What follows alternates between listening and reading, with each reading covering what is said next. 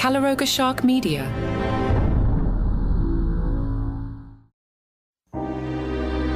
Hello and welcome to Murder Weekly. This episode is titled The Easter Bunny's Last Hop.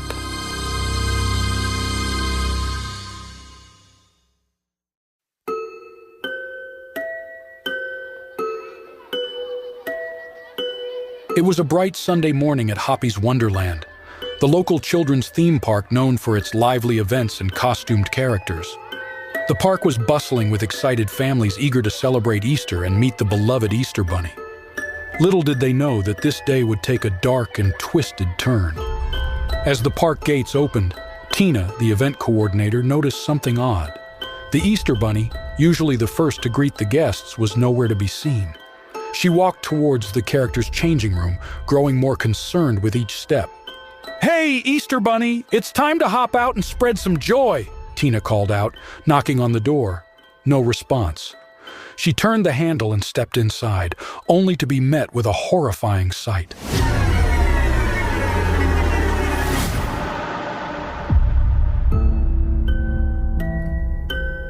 There, sprawled on the floor in a pool of blood, was the Easter Bunny. The once white furry costume was now stained crimson, and the mask had been knocked askew, revealing the lifeless face of the park employee inside. Tina let out a blood-curdling scream, alerting nearby staff members. They rushed to the scene, their faces contorting in shock and disbelief as they took in the gruesome spectacle before them.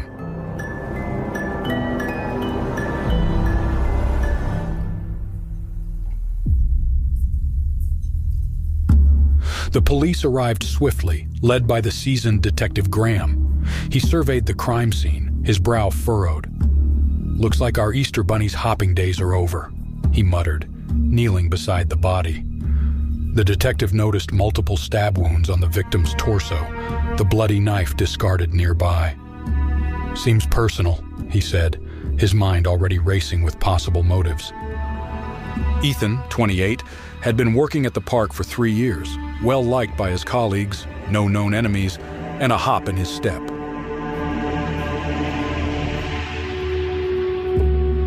As the detective reviewed the witness statements, a clear picture began to emerge of the events leading up to the murder. Several park employees recounted a heated exchange between Tina and Ethan that had taken place just 3 days earlier. It was a busy afternoon, and the park was preparing for the upcoming Easter celebration. Tina, always meticulous in her planning, was going over the final details with her team. Ethan, the man behind the Easter Bunny costume, approached her with a suggestion. "Hey, Tina," he said, his voice friendly yet assertive. "I've been thinking about the Easter egg hunt. What if we switch things up this year? Maybe hide the eggs in more challenging places, make it a bit more exciting for the older kids." Tina's eyes narrowed, her jaw clenching. "Ethan, we've been over this. The script stays as it is. It's a tradition, and we're not changing it."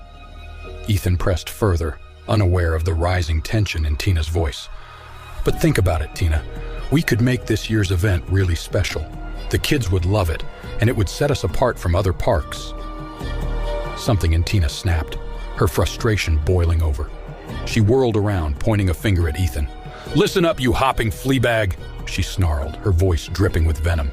"I'm the one in charge here, and what I say goes. You stick to the script, or you'll find yourself out of a job faster than you can say Easter eggs." Ethan took a step back, startled by Tina's outburst. He tried to reason with her, his voice calm but firm. "Tina, there's no need for threats. I'm just trying to make the event better for everyone." But Tina was beyond reason. Her eyes flashed with fury as she closed the distance between them, her voice dropping to a menacing whisper. "You'll regret crossing me, Ethan. Mark my words, you'll wish you never hopped into this park." When confronted, Tina broke down in tears. "I didn't mean for this to happen," she sobbed. "Ethan and I had a disagreement about the Easter event. He wanted to change the script, but I insisted on sticking to tradition. Things got out of hand, and I threatened him. But I swear I didn't kill him." Detective Graham knew there was more to the story. He turned his attention to the park's maintenance worker, a quiet man named Joe who seemed very fidgety. Graham knew the signs. Upon searching Joe's locker, the detective found a bloodied shirt hidden beneath a pile of tools. Graham decided to ask Joe about Tina. Joe's eyes darted around the room, his breathing shallow. "You don't understand," he whispered, his voice barely audible. "Tina, she's a psycho. She's been making everyone's life a living hell at the park." Detective Graham raised an eyebrow, intrigued by Joe's revelation.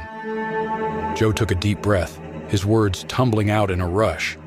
"She's always yelling at us, threatening to fire anyone who doesn't do things her way. Ethan, he was just trying to make the Easter event better, but Tina wouldn't listen. She went ballistic on him, in front of everyone." The detective nodded, jotting down notes. "So, you're saying Tina had a motive to harm Ethan?" Joe shook his head vehemently. No, you've got it all wrong. Tina's a piece of work, but she's no murderer.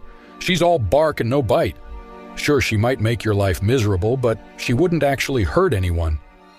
Detective Graham leaned back in his chair, studying Joe's face. "Then why did you do it, Joe? If Tina wasn't the killer, what pushed you over the edge?" Joe's shoulders slumped, and he buried his face in his hands. It's complicated. Ethan, he found out something about me, something I've been hiding for years. I couldn't let him expose me." The detective's curiosity was piqued. He knew he was close to uncovering the truth behind the Easter Bunny's murder. "What was it, Joe? What secret was so terrible that you felt you had to kill to protect it?" In the interrogation room, Joe sat silently, his hands trembling. Detective Graham leaned in, his voice low and steady. "Why did you do it, Joe? What drove you to kill Ethan?" Joe's eyes filled with tears as he whispered, "He found out my secret. I couldn't let him expose me." The detective pressed further, and the truth came spilling out.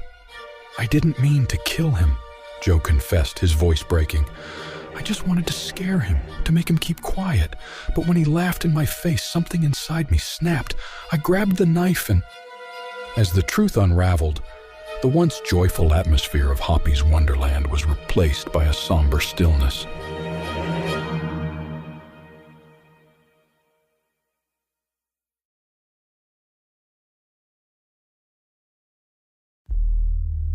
Joe's eyes glazed over as he retreated into the depths of his memories, his voice barely a whisper.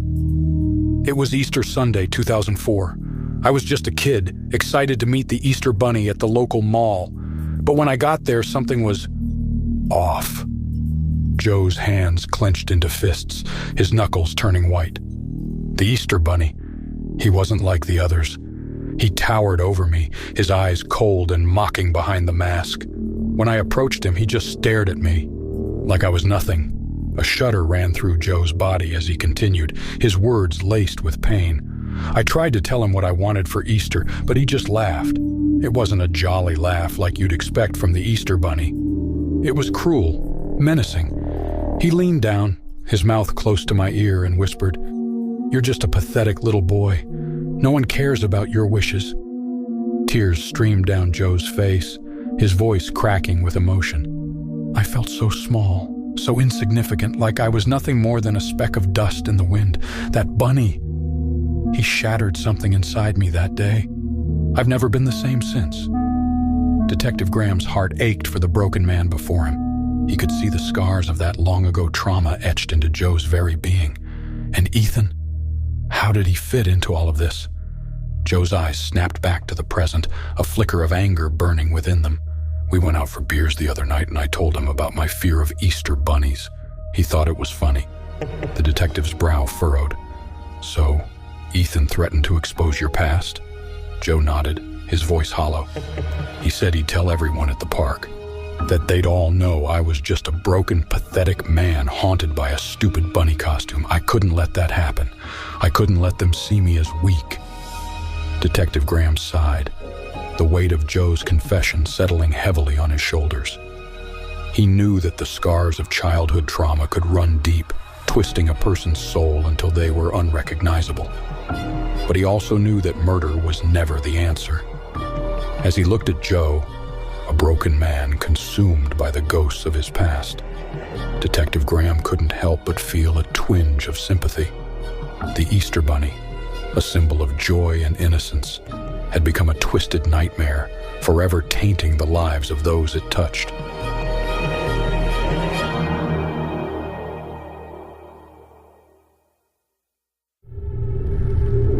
Murder Weekly is a Calaroga Shark Media production, written and hosted by Aidan I. Flanagan, produced by Mark Francis, executive producers Mark Francis and John McDermott.